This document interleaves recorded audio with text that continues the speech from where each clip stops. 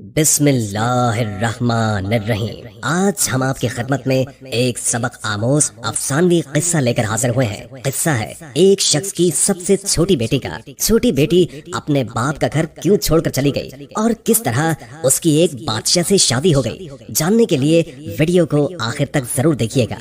ایک دفعہ کا ذکر ہے کہ ایک سوداگر تھا جس کی 3 بیٹیاں تھیں۔ اس کی تینوں بیٹیاں بے حد خوبصورت تھی، لیکن چھوٹی والی سب سے پیاری تھی۔ اس سوداگر کو اپنی تینوں بیٹیوں سے بے انتہا پیار تھا۔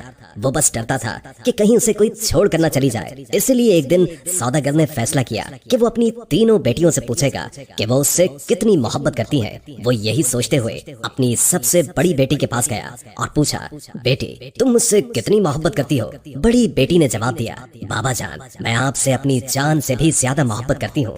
باپ یہ سن کر بے حد خوش ہوا اور اپنی بیٹی کو ایک قیمتی سونے کی مالا دے۔ پھر وہ اپنی دوسری بیٹی کے پاس گیا اور اس سے بھی یہی پوچھا کہ بیٹی تم مجھ سے کتنی محبت کرتی ہو؟ دوسری بیٹی نے جواب دیا، بابا میں آپ کو اس پوری دنیا میں سب سے زیادہ چاہتی ہوں۔ باپ بیٹی کی بات سن کر خوش ہوا اور اسے بہت سی سونے کی اشرفیاں دی۔ اب سوداگر اپنی سب سے چھوٹی بیٹی کے پاس گیا، بیٹی تم مجھ سے کتنی محبت کرتی ہو؟ سب سے چھوٹی بیٹی نے جواب دیا کہ نمک کے برابر۔ بیٹی کا جواب سن کر باپ کو بہت غصہ آیا، نمک تو انتہائی سستی اور معمولی چیز ہے، یہ مجھے اتنا پیار کرتی ہے۔ اور پھر سوداگر نے اسے بہت ڈانٹا اور غصے میں یہ بھی کہہ دیا کہ مجھے پتا ہے کہ تم ایک دن مجھے چھوڑ کر چلی جاؤ گی، اس لیے بہتر ہے کہ ابھی سے اس گھر سے چلی جاؤ۔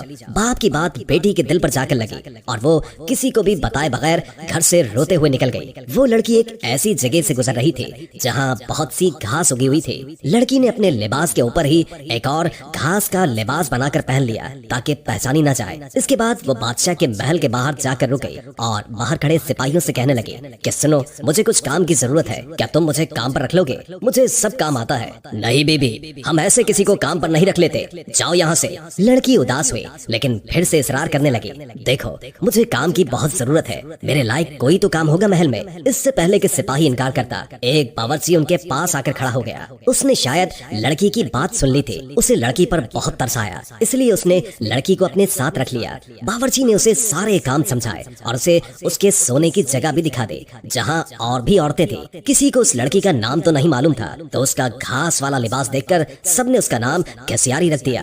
اگلے دن محل میں ہلچل مچی کہ بادشاہ ایک بہت بڑی تقریب کا انعقاد کر رہے ہیں، اس میں ہر کوئی شریک ہو سکتا ہے۔ تمام ملازم عورتیں اپنے آپ کو سنوارنے میں لگ گئی۔ جب تقریب کا دن آیا تو گھسیاری نے جانے سے انکار کر دیا اور کہا کہ اس کی طبیعت ٹھیک نہیں ہے، اور پھر سب اسے آرام کا کہہ کر چلے گئے۔ کچھ ہی دیر کے بعد گھسیاری اٹھی، اپنا گھاس والا لباس اتارا اور ایک خوبصورت سی پوشاک پہن لی جو وہ اپنے ساتھ لائی تھی، اور پھر اس تقریب میں چلی گئی۔ وہ اتنی خوبصورت لگ رہی تھی کہ وہاں تمام حاضرین کی نظریں اس پر اٹھ رہی تھی۔ ہر کوئی تعجب میں تھا کہ اتنی حسین لڑکی کون ہے۔ وہاں بادشاہ کا بیٹا بھی موجود تھا۔ اس نے جب اس حسین لڑکی کو دیکھا تو دیکھتا ہی رہ گیا، اور پھر شہزادے نے پوری تقریب بس گھسیاری کے ساتھ باتوں میں گزار دی۔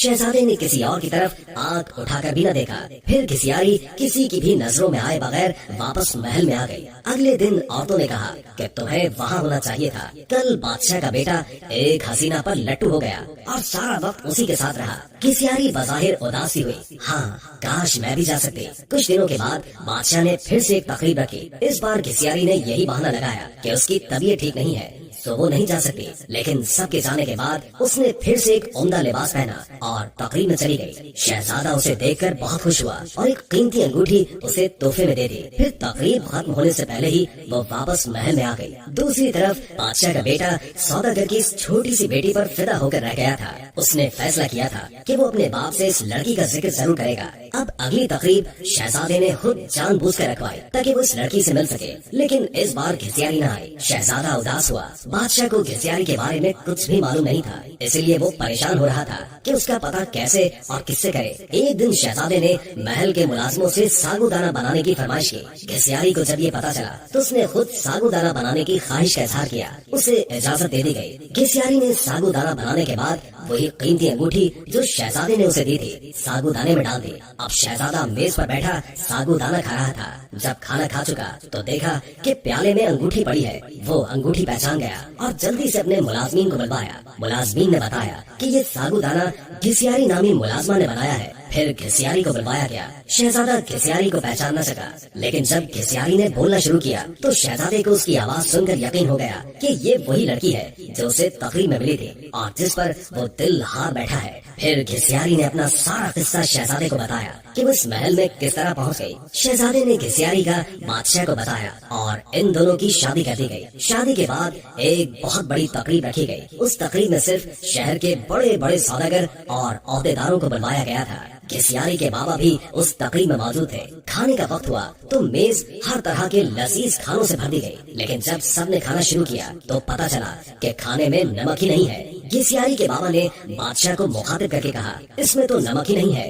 बादशाह हल्का सा हंसा और कहने लगा, क्या हो गया सौदागर साहब, सिर्फ नमक ही तो नहीं है, बाकी सब कुछ तो है ना इसमें। ये सुनकर सौदागर की आंखों से आंसू जारी हो गए। बादशाह ने उसे ताजुब से देखा और पूछा कि जनाब आप रोने क्यों लग गए। सौदागर ने कहा, आज मैं अपनी बेटी की बात समझ गया हूँ। खाने में नमक न हो तो चीज बदजायका हो जाती है, चाहे उस खाने में और कितने ही कीमती मसाला जात पड़े हो, लेकिन नमक के बगैर खाना कुछ भी नहीं। फिर सौदागर ने अपना किस्सा बादशाह को सुनाया और कहा कि मेरी बेटी मुझसे नाराज होकर चली गई है। मैंने उसे बहुत ढूंढा लेकिन वो नहीं मिली। मैं उसकी तरफ से बहुत परेशान रहता हूँ। सौदागर ने बादशाह को अपनी बेटी का हुलिया बताया तो बादशाह ने घिसियारी को बुलवाया और अपनी बेटी को सही सलामत देखकर बाप की खुशी का ठिकाना ही न था। सौदागर ने बेटी को गले लगाया और उससे माफिया मांगता रहा।